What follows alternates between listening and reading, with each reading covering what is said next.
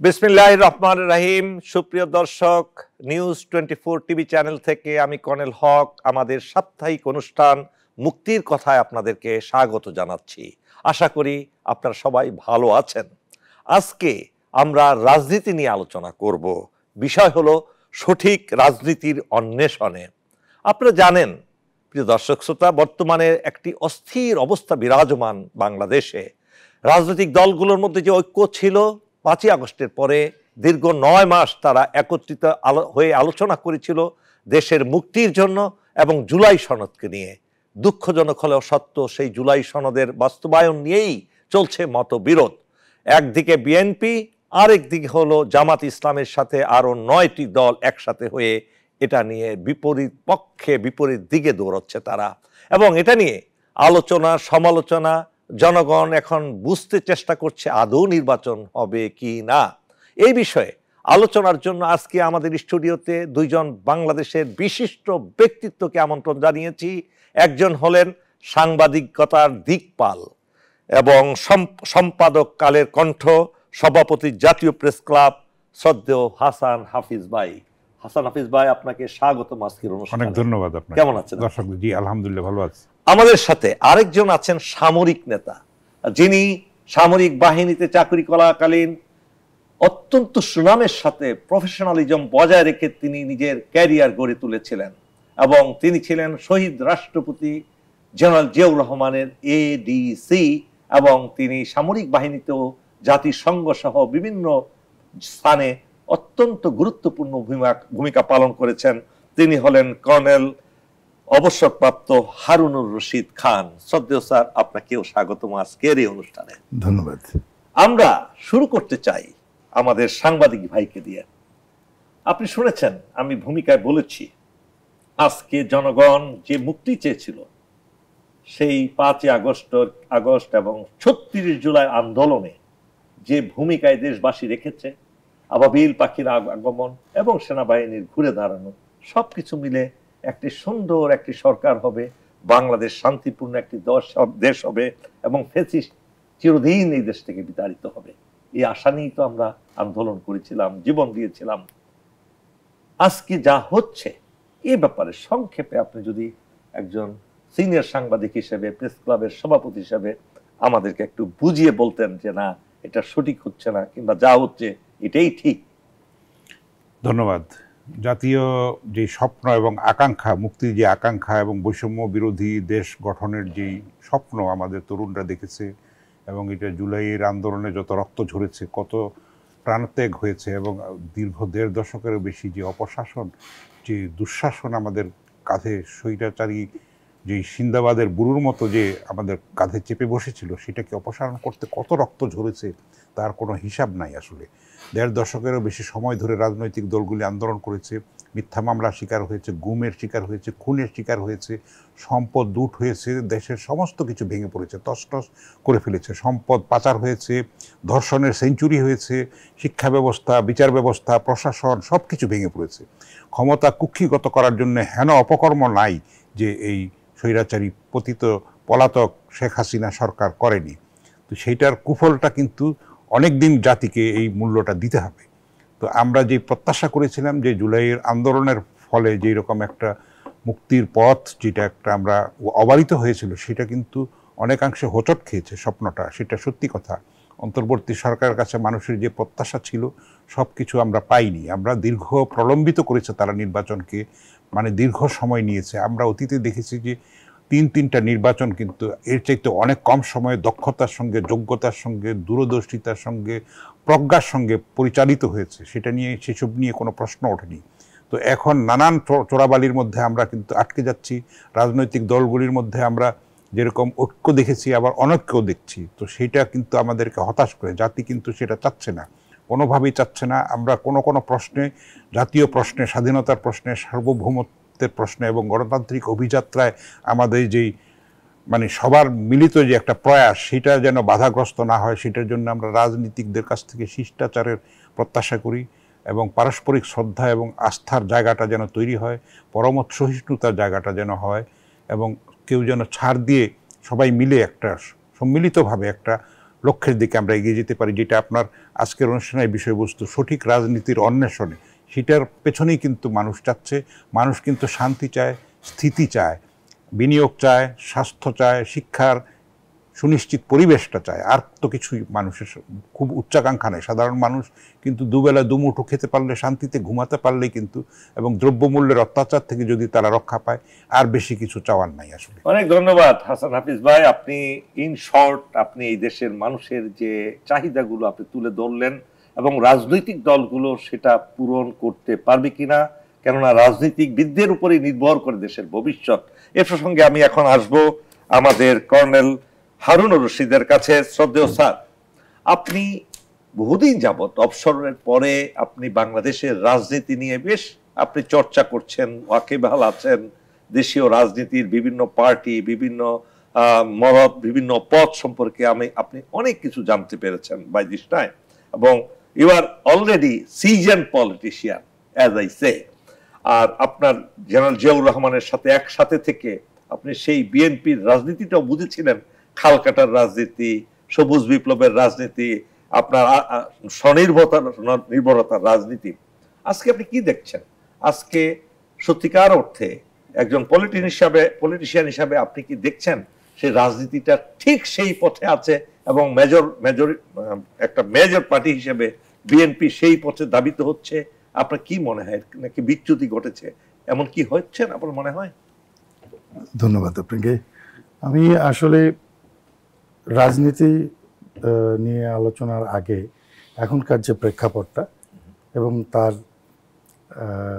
একটা প্রভাব আমাদের জাতীয় নিরাপত্তার উপরে, সেটা অল্প একটু বলে নিতে চাই। এই গণভোট, জুলাই সনদ, এই দুটো বিষয় নিয়ে ইদানিংকালে আমরা যে বিভাজন দেখছি এবং এতে যে রাজনৈতিক একটা এখন যে একটা বিরাজমান পরিস্থিতি, সেই পরিস্থিতির সবচাইতে বড় অ্যাডভান্টেজ নিচ্ছে আমাদের এই প্রতিপক্ষ যারা স্বৈরাচার ছিলেন তারা। এবং আপনি এখনই হয়তো খবর পাচ্ছেন বিভিন্ন জায়গায় তাদের নাশকতামূলক কার্যক্রম শুরু হয়ে গেছে। এবং এই যতক্ষণ আমরা রাজনৈতিক বিভাজন এবং মতানৈক্য এভাবেই প্রকাশ করতে থাকব, আমরা জাতির ঝুঁকি ততই বাড়াতে থাকব। এই প্রজ্ঞা যদি আমাদের রাজনৈতিক দলের নেতাদের না থাকে, তাহলে আমরা কিসের দিকে ধাবিত হচ্ছি এটা খুব সহজেই অনুমেয়। আজকের এবং আগামীকালকের স্বৈরাচারের ঘোষিত যে সমস্ত নাশকতামূলকের প্রকাশ্যে তারা বলে শুরু করেছে সেটার উপরে। এই কথা বলার পরে আমি এখন বলছি যে রাজনৈতিক প্রজ্ঞা আমাদের বুঝতে হলে ইদানিং করে যে সমস্ত ঘটনাগুলো ঘটছে, এই ধরেন নমিনেশন দেওয়া, বিভিন্ন যারা নমিনেশন পেয়েছেন তারা নিজেদের এলাকাতে গিয়ে বক্তব্য দিচ্ছেন, গণপ্রচারণা করছেন তাদের বক্তব্যের মাধ্যমে। বিভিন্ন পার্টি কি করছে, বিভিন্ন দলগুলো, এটার থেকে মোটামুটিভাবে অনুমেয় যে আমাদের রাজনীতির আসলে কোন দিকে যাচ্ছে। এমন কিছু ঘটনা আমাদের চোখের সামনে এখন আমরা দেখতে পাই, পড়তে পাই, মিডিয়াতে দেখতে পাই, যেটাতে জনগণ এখন বিভ্রান্ত। তাদের প্রত্যাশাগুলো কি ছিল, আর সেই প্রত্যাশার থেকে আমাদের রাজনৈতিক দলগুলো এখন তাদের মধ্যে বিভাজন করে সেই প্রত্যাশা থেকে কতখানি দূরে সরে চলে আসছে। আমরা যদি এখনো রাজনৈতিক নেতারা যদি এখনো তাদের বিভাজন ঠিক করে একটা ঐক্যতে পৌঁছতে না পারেন, তাহলে এই রাজনীতি আমাদের দেশের জন্য সবচাইতে বড় কাল হয়ে দাঁড়াবে। স্যার, আরেকটা বিষয়ে আপনার দৃষ্টি আকর্ষণ করছি। বাংলাদেশে সর্বপ্রথম গণভোট, হানা ভোটের প্রচলন করেন জেনারেল জিয়াউর রহমান, এবং তখন কিন্তু এটা সংবিধানে লেখা ছিল না, বাট উনি করেছেন। জনগণ তাকে চায় কি চায় না, সেই আবার ঘুরে ফিরে সেই সময় কিন্তু অন্তর্বর্তীকালীন সরকার ছিল সেই সময়। আবার এত বছর পরে আবার সেই 5ই আগস্টের আন্দোলনের পরে একটা পরিস্থিতি এসেছে জুলাই সনদকে নিয়ে, যে জনগণ এটা চায় কি চায় না সেটা হয়তো সংবিধানে লেখা নাই, কিন্তু অনেক পলিটিশিয়ান বলছেন যে এটা তো সংবিধানে নাই, কেন এটা আমরা দিব। এই প্রসঙ্গে আপনার কি কোনো একটু হাইলাইট করবেন যে এটা কি আসলেও জনগণের ম্যান্ডেট নেওয়া জরুরি কি না, এবং নিতে হলে সেটা কি একই দিনে ইলেকশন হয় কিনা? কেননা দুইটা মেজর মেনু কিন্তু একসাথে আপনার ডিনার কিংবা ইয়েতে থাকে না স্যার। আপনি একটা হলো গণভোট, আরেকটা হলো সাংবিধানিকভাবে রাষ্ট্র পরিচালনার জন্য একটা সরকার নির্বাচিত করার ভোট। সেখানে তো মানুষ একটাকে অগ্রাহ্য করবে, একটাকে গুরুত্ব দিবে একই দিনে হলে। সেই প্রসঙ্গে একটু যদি হাইলাইট করেন সংক্ষেপে। আমি যেটা বুঝি যে গণভোট সর্বোচ্চ স্যার একটা জনগণের ম্যান্ডেট নেওয়ার প্রক্রিয়া, এর উপরে আর কোনো প্রক্রিয়া নাই।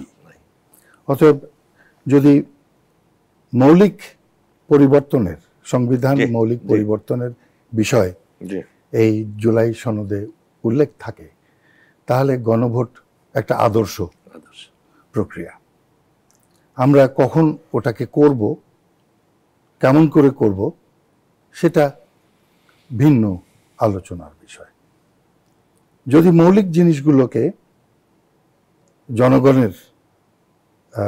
জনগণের কাছে পরিষ্কার করে তারপরে গণভোটের ব্যবস্থা করতে হবে, বিকজ জনগণ তো জানেই না। এই আমার মনে হয় না যে 95% লোক, শতকরা 95 জন লোক জুলাই সনদের মধ্যে কি লেখা হয়েছে এই বিষয়বস্তু সম্বন্ধে অবহিত আছে। আমার ধারণা যে জনগণকে অবহিত না করে একটা গণভোট নেওয়ার কোনো মানে হয় না। এই জন্য আমি একটা এক্সাম্পল দিতে পারি। আপনারা ইংল্যান্ড বা ইউকে যখন ব্রিক্সেস থেকে বের হয়ে আসে, তখন জনগণ তো ম্যান্ডেটটা দিয়ে দেয়, কিন্তু পরবর্তীতে দেখা গেল তার পরদিন থেকেই সবচাইতে বেশি যে প্রশ্নটা তাদের জনগণ করছে, আসলে ব্রেক্সিটটা কি, তারা কি কারণে বের হয়ে আসলো। কিন্তু এই জুলাই সনদ কিন্তু দীর্ঘ 9 মাস ব্যাপী প্রতিদিন পত্রিকায়, টেলিভিশনে কি কি আলোচনা হচ্ছে, জুলাই সনদের প্রত্যেকটা আর্টিকেল সম্পর্কে জনগণকে অবহিত করা হচ্ছে। জনগণ পড়ছে, দেখছে, আর যারা জানেন লেখাপড়া জানে না তারা টিভিতে শুনছে অথবা রেডিওতে শুনছে।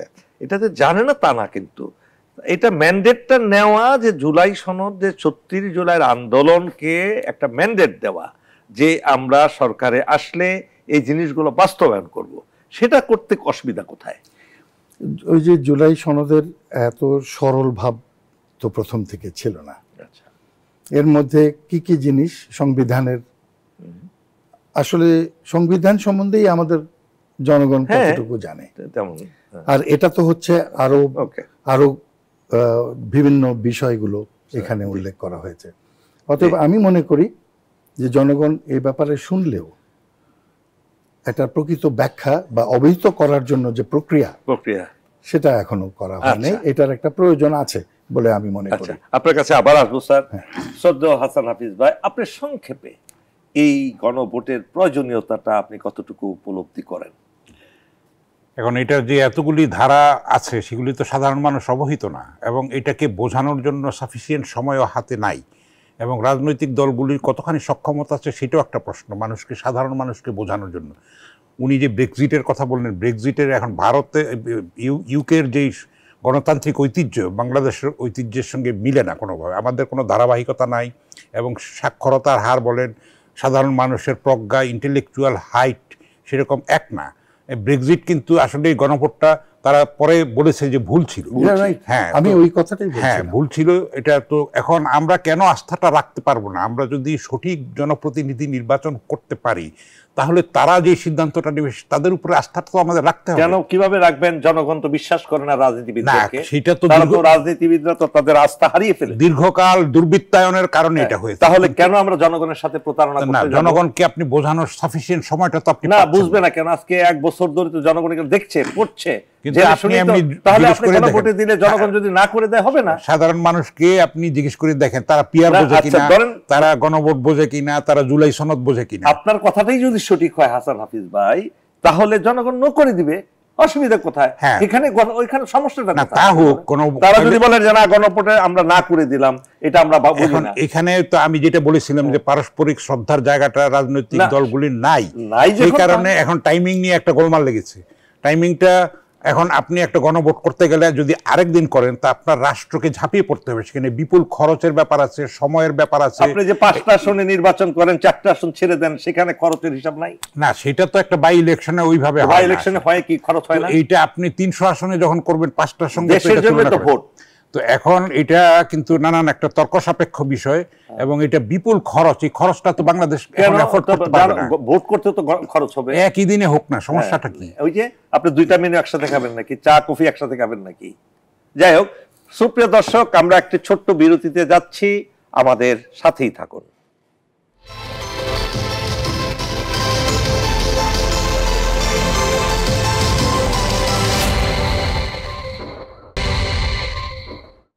সুপ্রিয় দর্শক, আবারও ফিরে আসলাম মুক্তির কথায়। আপনাদের জ্ঞাতার্থে বলছি, আমরা যখন এই অনুষ্ঠানটি রেকর্ড করছি তখনও ডক্টর ইউনূসের কাছ থেকে আমরা কোনো সিদ্ধান্ত জানি না, সুতরাং আমাদের অনুষ্ঠানটি সেভাবেই এগোচ্ছে। শ্রদ্ধেয় কর্নেল হারুন, এবার মানুষের মধ্যে যে উচ্চাশা ছিল সেই উচ্চাশা ভেঙে চুরমার হয়ে যাচ্ছে, কারণ রাজনীতিবিদদের অনৈক্য।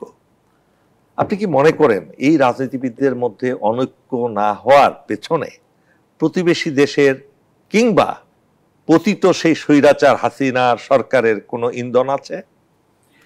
আচ্ছা, ওটা এই বিষয়ে যদি যাওয়ার আগে আপনি অনুমতি দেন, তাহলে আগে যেটা একটু আলোচনা করছিলাম তার থেকে 2টা কথা বলতে চাই। সেটা হলো যে আপনি বলছেন যে জনগণ যদি না বলে তাহলে, এখন না বুঝে না বলাটা সেটাও তো শ্রেয় আপনি না। কিভাবে বুঝলেন যে জনগণ বুঝে নাই? যা জুলাই সনদ, যে জনগণ আন্দোলন করলো, রক্ত দিল, হাজার হাজার মানুষ শহীদ হলো, পঙ্গু হলো 40,000, তারা এই জুলাই সনদ বুঝলো না, এতদিনে এই প্রশ্ন আসবে কেন? তারা তো ব্যাপকভাবে আমাদের চেয়েও শিক্ষিত হয়ে গেছে, জুলাই সনদের দ্বারা বলতে পারবে, সাধারণ স্কুলের ছেলে বলতে পারে, এবং যে চাষি খেতে খামারে চাষ করছে সেও বলতে পারে জুলাই সনদে এটা আছে সেটা আছে। তো বুঝলো না কিভাবে?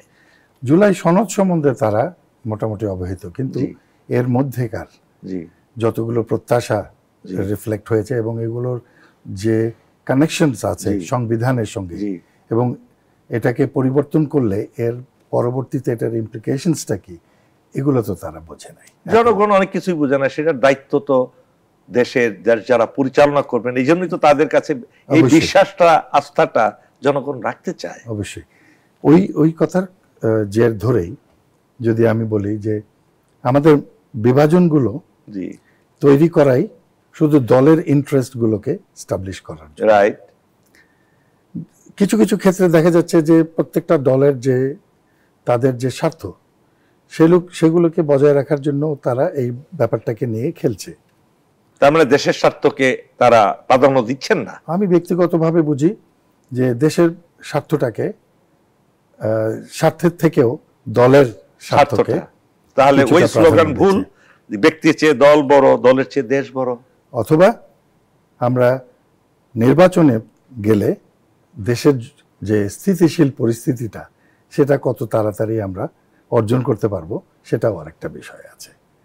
অতএব আমি এই পাশটাও কভার করে আমি ফেরত আসছি যে আমাদের যে স্বৈরাচার যে দেশে গেছে তাদের কোনো ইন্ধন এ ব্যাপারে আছে কিনা। আসলে আপনি এর আগে তো নিশ্চয়ই আমরা অবহিত আছি যে তাদের হস্তক্ষেপ নাই এমন কোনো জায়গা বা প্রতিষ্ঠান বাংলাদেশে নেই। হয়তো এখন কিছুটা সুপ্ত, কেননা হাওয়া অন্যরকম এবং মানুষের সচেতনতা একটু অন্যরকম, কিন্তু তাই বলে তাদের প্রভাব চলে যায়নি।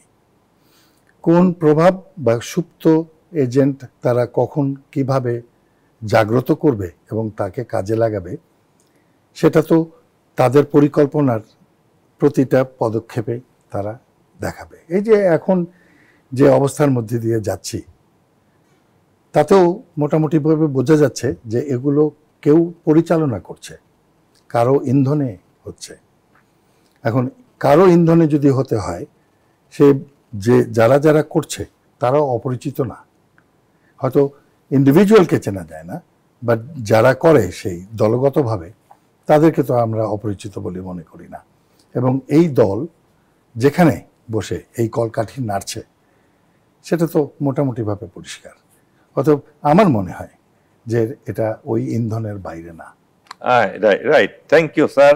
আমি এবার হাসান হাফিজ ভাই, আমরা দেখতে পাচ্ছি যে গত কয়েকদিন যাবৎ বাস পোড়াচ্ছে, ব্যাংক পোড়াচ্ছে, মানুষ হত্যা হচ্ছে। এটা কি আপনি মনে করেন আইন শৃঙ্খলা পরিস্থিতিকে আরো ঘোলাটে করার পূর্ব সংকেত নয়? অবশ্যই অবশ্যই, এটা নাশকতা, এটা পরিকল্পিত নাশকতা এবং সিন্ডিকেটেড নাশকতা। স্পষ্ট ভারতের রাষ্ট্রীয় মদদে কিন্তু শেখ হাসিনা এইসব উস্কানিমূলক, আপত্তিকর, অগ্রহণযোগ্য বক্তব্য দিয়ে চলেছে। এটা আমাদের বুঝতে হবে মেসেজটা কি। আমরা যখন যে রাত্রে আমরা অনুষ্ঠানটা রেকর্ড করছি সে সময়কার খবর যে ভারতীয় হাইকমিশনারকে বাংলাদেশ সরকার তলব করেছে হাসিনাকে চুপ রাখার ব্যাপারে। এটা কিন্তু আমাদের প্রধান উপদেষ্টা বলেছিলেন যে তিনি যেন চুপ থাকেন। আপনি দেখেন সিন্ডিকেটেড ওয়েতে কিন্তু হাসিনা একসঙ্গে 3-4টা সংবাদ মাধ্যমের সঙ্গে কথা বলে যাচ্ছে। তো সেটা তো কোনোভাবে গ্রহণযোগ্য না। তাদের অনুপ চেটিয়া যে বিচ্ছিন্নতাবাদী নেতা আমাদের এখানে বন্দী ছিল, আমরা কি তাকে এরকম সুযোগ দিয়েছি? তো এইভাবে তো চলতে পারে না। এইভাবে অসম বন্ধুত্ব কোনোভাবে গ্রহণযোগ্য না। আমরা স্বাধীন জাতি, আমরা স্বাধীন সার্বভৌম জাতি, এবং আমরা মহান মুক্তিযুদ্ধের মাধ্যমে রক্তের বিনিময়ে আমরা কিন্তু স্বাধীনতা অর্জন করেছি। ভারত আমাদের সহায়তা করেছে, আমরা কৃতজ্ঞ। কিন্তু তাই বলে আমরা আমাদের মাথা বিক্রি করে দিই নাই। কোনোভাবেই এটা সীমান্তে রক্তপাত আমরা গ্রহণ করতে পারি না, আমাদের বিরুদ্ধে ষড়যন্ত্র গ্রহণ করতে পারি না। আমাদের তরুণরা আছে, রাজপথে এখনও আছে, সেইটাই ভরসা। আমরা কিন্তু 18 কোটি মানুষের দেশ, সুতরাং আমাদেরকে ভারত হজম করতে পারবে না, কোনোভাবেই পারবে না। ফলে এইটা একটা তাদের মাথা ব্যথার কারণ দাঁড়িয়েছে। ভারতের সঙ্গে কোনো প্রতিবেশের সম্পর্কই ভালো নয়, শুধু বাংলাদেশ না, ছোট্ট যে মালদ্বীপ, ভুটান, নেপাল, সব জায়গায় আপনি দেখবেন যে অস্থিরতা এবং ভারতের প্রতি যে তাদের একটা দাদাগিরির বিরুদ্ধে যে মনোভাব, সেটা কিন্তু কঠিন একটা ভিত্তির মধ্যে। ভারত সার্ককে নষ্ট করেছে, সব কিছু কিন্তু তাদের সব কিছু মরলীপনা করার জন্য আমাদের ট্রেড নষ্ট করে দিচ্ছে, আমাদের সমস্ত কিছু, আমাদের চিকিৎসা তাদের আমরা যেতাম সেখানেও নষ্ট করে দিয়েছে, এবং বারবার আমাদেরকে জিম্মি করেছে। পেঁয়াজ নিয়ে জিম্মি করেছে, কোরবানির গরু নিয়ে জিম্মি করেছে। আমরা কোরবানির গরুতে স্বনির্ভর হয়েছি, পেঁয়াজও আমরা সম্ভব। এটা অবশ্যই আমাদের যদি সেই দৃঢ়তা থাকে, সেরকম সঠিক ব্যবস্থাপনা থাকে, নেতৃত্ব থাকে, অঙ্গীকার থাকে, দেশপ্রেম থাকে, তাহলে সব কিছু আমরা মোকাবেলা করতে পারবো। সেটাই একটা ভরসার জায়গা। আমরা বারবার রাজনৈতিক দলগুলিকে দোষারোপ করছি, আসলে অতটা দোষারোপ করার কিছু না। তারা অনেক ক্ষেত্রে তো ঐক্যেও পৌঁছেছে, এবং অন্তর্বর্তী সরকারকে অবশ্যই ধন্যবাদ আমি দিব তাদের অন্যান্য ব্যর্থতা থাকলেও, যে তারা রাজনৈতিক দলগুলির মধ্যে যে ইন্টারাকশনের সুযোগ করে দিয়েছে। বাংলাদেশের 55 বছরের ইতিহাসে আমরা আর এটা দ্বিতীয় আমরা পাই না। আমাদেরকে স্যার নিনিয়ানকে হায়ার করে আনতে হয়েছিল 2 আওয়ামী লীগ বিএনপির ইয়ের মধ্যে, এবং সেটা ব্যর্থ হয়েছে। নানান ধরনের মান্নান ভূঁইয়া এবং জলিল সাহেবের যে সংলাপ হয়েছে সেগুলিও ব্যর্থ হয়েছে। কিন্তু এইখানে কিন্তু অনেক ক্ষেত্রে তারা একটা পয়েন্ট এসছে, আপনি সর্বাংশে ঐক্যমত্য হবে না তো, তাহলে তো বাকশাল হয়ে যায়, তাহলে তো আর কোনো গণতন্ত্র থাকে না। গণতন্ত্র হচ্ছে বহুমত, বহুপথ, সেইটাই সৌন্দর্য এটা। কিন্তু সেটা যেন কখনো শিষ্টাচারকে লঙ্ঘন না করে, সেটা যেন পারস্পরিক শ্রদ্ধার জায়গাটা থাকে, আস্থার জায়গাটা থাকে, দেশপ্রেমের জায়গাটা থাকে। রাজনৈতিক দলগুলি যেন দলকে বড় করে না দেখে, দেশের স্বার্থটাকে বড় করে দেখে। সেই চেতনাটাই হচ্ছে জুলাইয়ের চেতনা। বৈষম্য মুক্ত একটা মুক্তির যেই পথ, যেই মুক্তির বাংলাদেশ, প্রগতির বাংলাদেশ, সাম্প্রদায়িক সম্প্রীতির বাংলাদেশ এবং স্বনির্ভরতার বাংলাদেশ, সেটা কিন্তু আমরা অনেকখানি অর্জন করেছি। কিন্তু এখনও আমাদের আরও অনেক পথ যাওয়া বাকি। 36 জুলাই হচ্ছে প্রাথমিক বিজয় মাত্র। এটাকে সংহত করা, এটাকে স্থায়ী করা, গণতান্ত্রিক অভিযাত্রাকে একটা স্থায়ী কাঠামোর মধ্যে আনা, এবং রাজনীতিকে দুর্বৃত্তায়ন থেকে, পেশি শক্তি থেকে, কালো টাকা থেকে মুক্ত করাটাই হচ্ছে মূল চ্যালেঞ্জ। সেটা সময় লাগবে, এটা রাতারাতি হবে না। 1-2টা ইলেকশন হয়ে যাবে। এখন নির্বাচন কমিশনও নিরপেক্ষতার সঙ্গে কাজ করতে চায়, তারা ইচ্ছুক। আমরা তাদেরকে যেন সহায়তা করি। আমাদের পুলিশ প্রশাসন ভেঙে পড়েছে, কিন্তু তারাও সাফল্যের সঙ্গে অনেক ক্ষেত্রে কিন্তু ঘুরে দাঁড়াতে পেরেছে, অনেকখানি পেরেছে। তো আমরা এত হতাশ হওয়ার কিছু তো এখন হতাশ হওয়ার কিছু এখনো কিন্তু আমরা যেন ঐক্যবদ্ধ থাকি, আশার আলো দেখতে পাচ্ছেন। সুপ্রিয় দর্শক, আমরা আবারও একটি বিরতিতে যাচ্ছি, আমাদের সাথেই থাকুন।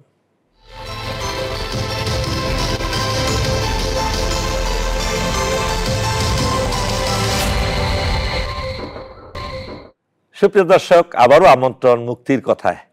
এ পর্যায়ে আমরা কর্নেল হারুনুর রশিদ খান, শ্রদ্ধেয় স্যার, আপনি তো আশাবাদী মানুষ। আমাদের দেশের এখনো 90% লোক অসহায়, যারা রাজনীতি খুব কমই বুঝে। তারা বুঝে যে এরা তো শিক্ষিত লোক, এরা আমাদের জন্য চিন্তা করবে, এরা তো নেতা, এরা আমাদের জন্য ভালো কিছু বয়ে আনবে। আপনি কতটুকু আশাবাদী বর্তমান যে রাজনৈতিক পরিস্থিতি, এই জনগণের মুক্তি, শ্রমিক, কৃষক কত রাস্তায় রাস্তায় ঘুরে বেড়াচ্ছে, রাস্তায় ঘুমাচ্ছে। আমি দেখি রাত্রে যখন হাঁটি, দেখি মায়ের কোলের 2 শিশু 2 দিকে শুয়ে আছে রাস্তার মধ্যে জড়াজড়ি করে, কোনো আশ্রয় নাই। এই সকল মানুষের মুক্তির জন্যই তো সরকার, এই সকল মানুষের ভাগ্য পরিবর্তনের জন্যই তো সরকার। আপনি কি আশাবাদী আগামী নির্বাচনে এই পলিটিক্স, বর্তমান পলিটিশিয়ানদের দিয়ে দেশের সেই মুক্তি মিলবে? আমি মনে করি গত স্বৈরাচার এর সময় 17 বছরে মানুষকে অনেক কিছু শিখিয়ে দিয়ে গেছে। অন্যান্য রাজনৈতিক দলের নেতারা তাদের একটা তিক্ত অভিজ্ঞতা থেকে তারা অনেক কিছু শিখেছে, এবং এই পরবর্তীতে জনগণের প্রত্যাশা অনুযায়ী সনদে যা কিছু উল্লেখ আছে সেই অনুযায়ী যদি যে ধারাতে যাচ্ছে, যে পথে যাচ্ছে, এভাবে যদি কোনো সরকার আসে, এবং আমার মতে সেই সরকার যদি একটা সবাইকে অন্তর্ভুক্ত করে, অন্যান্য দলকেও সঙ্গে রেখে একটা সরকার গঠন করে, এবং পরবর্তীতে দেশের জন্য পরিকল্পনা করে যদি ডেভেলপমেন্ট ওয়ার্কগুলোকে ঠিকমতো উল্লেখ করে পরিচালনা করতে পারে। স্যার, আপনার কথার মাঝখানে আমি একটু ইন্টারাপ্ট করি। আমরা যা দেখলাম রাজনৈতিক দলগুলোর মধ্যে অনেক দল এমন এমন প্রার্থী নমিনেশন দিয়েছে যারা দেশকে দুর্নীতির শীর্ষ পর্যায়ে নিয়ে যাওয়ার জন্য অন্যতম হোতা। তারা অবৈধ অর্থের মালিক, তারা বিভিন্ন অবৈধ ব্যবসার সাথে জড়িত, যারা অন্যায়ভাবে মানুষের অধিকার হরণ করেছে, মাস্তান দিয়ে রাজনীতি করে জোরপূর্বক মানুষ থেকে ভোট আদায় করার চেষ্টা করেছে। ইতিপূর্বে এই ধরনের ঘটনা এই ধরনের লোকদের দ্বারা হয়েছে। সেই লোকগুলোকে দিয়ে আপনি কিভাবে বলতে পারেন যে আপনি সেটা পাবেন যেটা চাচ্ছেন? না, আমি প্রথম কথা মনে করি যে তারাই যে নির্বাচিত হবে এমন কোনো গ্যারান্টি তো এখনো নাই। তাহলে রাজনৈতিক দলগুলোর উদ্দেশ্য কি তাহলে? হ্যাঁ, আপনি বলতে পারেন যে নমিনেশন সঠিক হয়েছে কিনা সেটা তো অবশ্যই নির্বাচনের পরেই বোঝা যাবে। এবং আমার মতে জনগণ এবার তাদের সিদ্ধান্ত দিতে কুণ্ঠাবোধ করবে না। সঠিক সিদ্ধান্তটা এটা আপনি মনে করেন? হ্যাঁ, যারা নমিনেশনে জি সঠিক ক্যান্ডিডেট দেয় নাই বা অন্য কোনো উদ্দেশ্য ছিল, যদি ভুল করে থাকে, জনগণ এবার ভুল করবে না। তারা যেটা ভুল করেনি 5ই আগস্টের কিংবা 36 জুলাইয়ের আন্দোলনে ভুল করে, ঠিক তারা যদি ভুল না করে এই সমস্ত মানুষগুলো ঝরে পড়ে যাবে, যাদের কথা আপনি বললেন, অনেক অ্যাডজেক্টিভ ইউজ করেছেন, তারা ঝরে পড়ে যাবে। কিন্তু তারা যে শক্তিমত্তা নিয়ে আবির্ভূত হয়েছে অন্য কাউকে সেই সাইডে দিতে চায় না, যে তাহলে এটার কি হবে? জনগণ দেখবেন যে কোনো শক্তিকেই জনগণের সামনে, এই যে যত আপনি দেখতে পাচ্ছেন যে তারা এখন অনেক বেশি শক্তিশালী, অথবা তাদের বলার অনেক কিছু রয়েছে প্রভাবিত করার জন্য, কিন্তু জনগণ ঠিকই বোঝে তাদের যে মানসিকতা, তাদের যে চোখ, তাদের যে হৃদয়, তা দিয়ে তারা সঠিক ক্যান্ডিডেটকে তারা খুঁজে বের করে নেবে। এবং আমি আশাবাদী যে এই আগামী নির্বাচন, যেটা আমরা মনে করি যে সঠিক হবে, এবং এই সঠিক একটা নির্বাচনে যখন মানুষ একেবারে নির্ভীকভাবে সেই ভোটটা দিতে পারবে, আমার ধারণা যে তারা সঠিক লোকটাকেই দিবে। তারা দলমত নির্বিশেষে যে দলের লোক, সেটা ইন্ডিপেন্ডেন্ট ক্যান্ডিডেটও হতে পারে, স্বতন্ত্রও হতে পারে, যে কোনো দলের হতে পারে, তারা ঠিকই খুঁজে বের করবে, সঠিক মানুষটাকে বের করবে। তার মানে আপনি জনগণের উপর আপনার আস্থা আছে, রাজনৈতিক দলগুলোর উপর আস্থা না থাকলেও পরিপূর্ণ আস্থা রাখছেন আপনি জনগণের উপর, যারা ভোট দিয়েই সরকার পরিবর্তন করে একটা ভোটের মূল্য বুঝে তারা। শ্রদ্ধা হাসান হাফিজ ভাই,